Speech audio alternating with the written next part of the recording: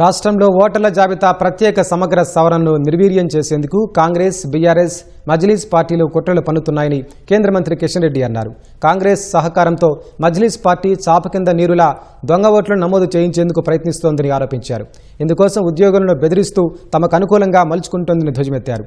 బర్కత్పురాలోని BJP కార్యాలయంలో party Hyderabad central జిల్లా కార్యవర్గ సమావేశం జరిగింది.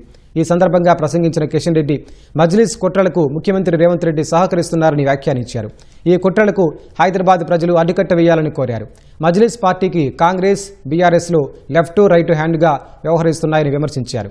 జీహెచ్ఎంసీని ఆ పార్టీకి కట్టబెట్టేందుకు ఇరు పార్టీలు పావులు కదుపుతున్నాయన్నారు.